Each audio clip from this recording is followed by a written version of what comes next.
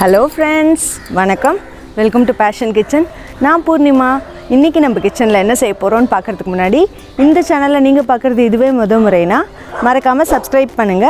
கூடவே பக்கத்துல இருக்க பெல் ஐகானையும் ஆல்ங்கற ஆப்ஷனையும் சேர்த்து பிரஸ் பண்ணிக்கோங்க.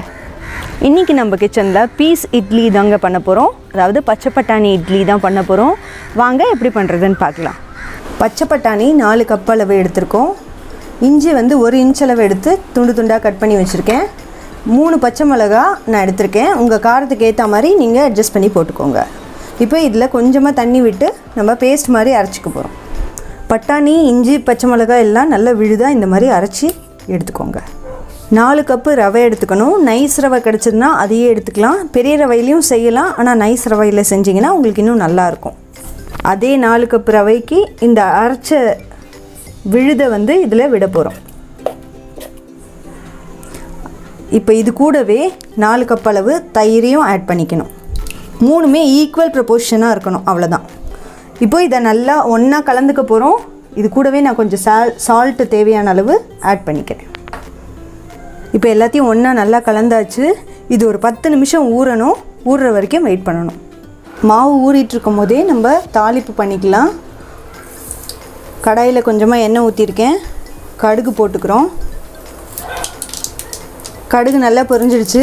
இப்போ உளுத்தம்பருப்பு ஒரு 2 ஸ்பூன் அளவு போட்டுக்கோங்க. தாளிப்பெல்லாம் உங்க டேஸ்ட்டுக்கு ஏத்த மாதிரி போட்டுக்கோங்க. கடலைப்பருப்பு போடுறேன். ஏன்னா சிலருக்கு கடலைப்பருப்பு உளுத்தம்பருப்புலாம் நிறைய போட்டா பிடிக்காது. அதனால உங்களுக்கு எப்படி பிடிக்குதோ அதுக்கு ஏத்த மாதிரி நீங்க போட்டுக்கோங்க. இப்போ இது கொஞ்சம் செவந்து வர வரைக்கும் இருக்கட்டும். அதுக்கு அப்புறம் நம்ம அந்த மாவுல கொட்டி நல்லா கலந்துக்க போறோம். இப்போ மாவு நல்லா ஊறிடுச்சு. 10 நிமிஷம் ஆயிடுச்சு. நம்ம தாளிச்சு வச்ச கடலைப்பருப்பு, உளுத்தம்பருப்பு எல்லாத்தையும் நல்லா கொட்டி இந்த மாவோட நல்லா கலந்து வச்சிருக்கேன். இப்போ இது கூடவே நம்ம ஈனோ ஆட் பண்ண போறோம். அப்படி ஈனோ இல்லங்கறவங்க பேக்கிங் சோடா போட்டுக்கலாம்.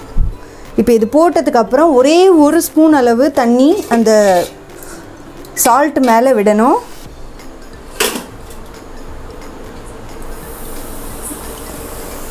அவ்வளவுதான். இதுக்கு அப்புறம் ரொம்ப அடிச்சு கலரக்கூடாது. அப்படியே ஸ்மூத்தா நீங்க கலக்கி விட்டுக்கோங்க. இட்லி தட்டுல நான் நல்லெண்ணெய் தடவி வச்சிருக்கேன். டெக்கரேஷனுக்காக கொஞ்சமா முந்திரி பருப்பு போட்டுருக்கேன். ரொம்ப ஃபுல்லா ஊத்தாதீங்க. இந்த இட்லி ஒரு பாதி அளவு ஊத்துனா போதும். அவ்வளவுதான். இது வச்சு நம்ம மூடிட போறோம். 10 நிமிஷம் கழிச்சு நம்ம பார்க்கலாம். இட்லி நல்லா வெந்துருச்சு. நம்ம இப்போ இத பிளேட்டுக்கு மாத்திக்கலாம். இன்ஸ்டன்ட்டான பீஸ் ரவா இட்லி ரெடி ஆயிடுச்சு. இது கூடவே வந்து நீங்க வேர்க்கடலை சட்னி அரைச்சு வச்சு சர்வ் பண்ணலாம். ரொம்ப டேஸ்டியா இருக்கும். தோசை மாவு இல்லாத அன்னைக்கு இன்ஸ்டன்ட்டா இந்த மாதிரி செஞ்சு சாப்பிடலாம். ரொம்ப டேஸ்டியா இருக்கும். நீங்களும் செஞ்சு பாருங்க. செஞ்சு பார்த்துட்டு உங்களோட கமெண்ட்ஸை மறக்காம சொல்லுங்க. Thank you.